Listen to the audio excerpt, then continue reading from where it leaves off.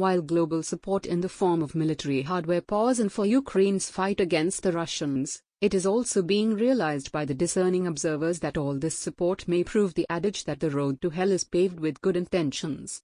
And that is because of Ukraine's egregious record of being one of the largest arms trafficking markets in Europe. Pictures or stories on social media of how Ukrainian civilians are lining up to grab automatic rifles have no doubt shown their determination and solidarity to fight for their country's sovereignty. But these stories overlook the danger or risk of illegal diversion that comes with issuing weapons with little to no oversight, something that the Ukrainian government does not seem to realize, despite the fact that the diversion of military-grade weapons such as hand grenades, rockets, and landmines has been a profitable business in Ukraine in recent years, giving the country a very bad name in the process. A hub of illicit arms. According to the Global Organized Crime Index, apart from being a source of transit and destination point for human trafficking, Ukraine is one of the largest arms trafficking markets, with a substantial stockpile of weapons, few barriers to accessing arms and millions of small arms and light weapons on the black market. While it has long been a key link in the global arms trade, its role has only intensified since the beginning of the conflict in eastern Ukraine. Most arms are reportedly trafficked domestically, but the illicit arms trade is also linked to criminal arms markets in Russia, Belarus, Moldova, Georgia, and Turkey, as well as countries in the EU and the former Yugoslavia, the index points out. Within Ukraine, the cities of Odessa, Dnipro, Kharkiv, and Kiev are significant logistical centers for criminal networks. The increasing number of arms combined with relatively limited controls and conflict in parts of eastern Ukraine has resulted in a sharp increase in the size of the criminal market for small arms and light weapons, particularly Makarov and Tokarov pistols, AK-pattern assault rifles, and Dragunov sniper rifles. Additionally, there is a smaller market for light machine guns. Firearm seizures have been the largest in the Donetsk and Luhansk regions, where fighting has been the most intense. Conflict-affected areas constitute the major sources of illicit flows for the rest of the country. Similarly, a 47-page European Union (EU) document, dated November 30, 2021, and drafted by Impact, a security-driven initiative by EU member states, talks of the rising attempts to smuggle illegal firearms into Poland from the Ukraine and arms trafficking in the opposite direction. How Ukraine fighting this menace? Of course, since its emergence as an independent country in 1991, Ukraine has been fighting the menace of illegal smuggling of arms, ammunition, and armament. Scientists and engineers for all the troubled spots of the world, notably the Middle East, North Korea, and China. The Ukrainian government has conducted investigations into the theft of military property, but a diversion of small and major arms persisted. A small arms survey briefing in 2017, for example, found that, of the more than 3 lakh small arms that disappeared from Ukraine from 2013 to 2015, only about 13% were ever recovered. In fact, on December 27, 2021, the United Nations Office on Drugs and Crime, UNODC, through its Global Firearms Program, GFP, had organized a workshop with representatives from Ukrainian law enforcement, prosecutorial and security services, and criminal justice practitioners from Romania, Slovakia, Georgia, Spain, the United Kingdom and France, among others. The overall objective of the event was to contribute to a more effective criminal justice response to illicit firearms trafficking and organized crime and facilitate the implementation of the Organized Crime Convention and its supplementary firearms protocol in Ukraine. Here, the Security Service of Ukraine outlined in their presentation the investigations carried out on countering firearms trafficking. Several cases were presented, which have involved organized criminal groups engaged in imported illicit firearms and their parts into Ukraine. The Prosecutor General's Office of Ukraine also provided an extensive analysis of the firearms cases and the indicted perpetrators by presenting the details of 10 cases. But then, that does not overlook the fact that beset by a culture of corruption and struggling to end the conflict in the East, Kiev is ill-equipped to handle the problem, argues Mark Galeotti, a professor of global affairs at New York University.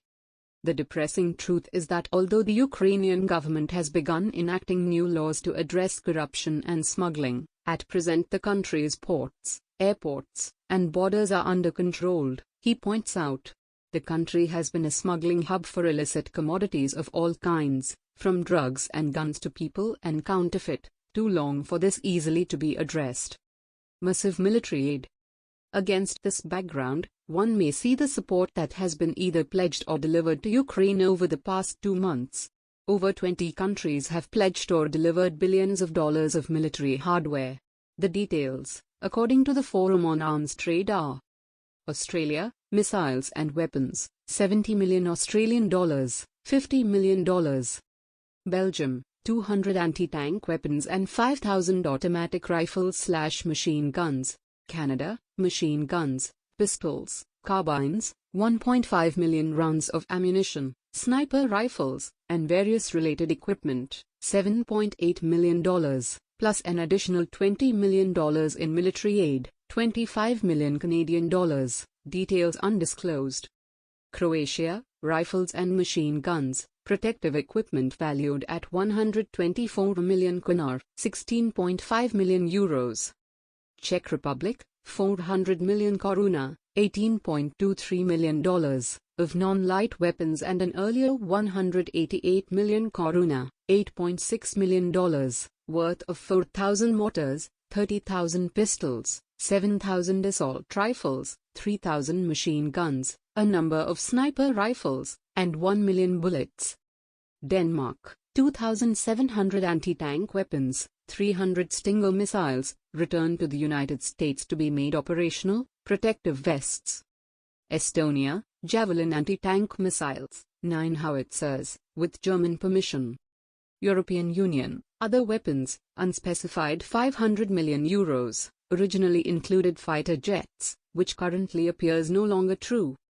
Finland, 2,500 assault rifles and 150,000 cartridges for them, 1,500 single-shot anti-tank weapons, and combat ration packages. France, additional defense equipment. Germany, 1,000 anti-tank weapons and 500 Stinger anti-aircraft defense systems, plus permission for select other countries to send weapons controlled by Germany. Greece, defense and medical equipment. Italy, Cabinet approved the transfer of military equipment, pending parliamentary approval, reported to include Stinger missiles and machine guns. Lithuania, Stinger anti-aircraft missile systems and ammunition. Netherlands, 200 Stinger missiles, 3,000 combat helmets, and 2,000 fragmentation vests with accompanying armor plates, 100 sniper rifles with 30,000 pieces of ammunition, plus other equipment, 400 rocket-propelled grenade launchers, with German permission. Norway, 2,000 anti-tank weapons, helmets, bulletproof vests, other protection equipment. Portugal, grenades and ammunition, G3 automatic rifles, and other non-lethal equipment. Romania, 3 million euros of fuel, bulletproof vests, helmets, ammunition, military equipment, and medical treatment. Spain, 20 tons of medical supplies, defensive, and personal protective equipment composing of helmets, flak jackets, and NBC, nuclear biological chemical, protection waistcoats. Sweden, 5,000 anti-tank weapons, helmets, and body shields. Turkey, co-production of drones. United Kingdom, 2,000 short-range and anti-tank missiles, Saxon armored vehicles. United States, Stinger missiles, anti-armor, small arms and various munitions, body armor, plus $1 billion over the past year. Prior key deliveries include Javelin missiles. Importantly, this list is primarily meant to indicate lethal weapons but does include some non-lethal weapons as well. It may be highlighted here that prior to Russia's invasion of Ukraine, the Biden administration, in an action designed to show support without overly committing, the U.S. sent $200 million in weapons to Kiev. This is in addition to the authorized $412 million in the financing, arming, and training in 2020. The U.S. has also committed an additional $350 million for weapons after the first 3 days of fighting. All this, however, does not hide the unpalatable truth that the Ukrainian system, overwhelmed with donations and under massive pressure to deploy them as quickly as possible against the invading Russian army, does not have the wherewithal to keep weapons from diverting into the existing illicit arms trade.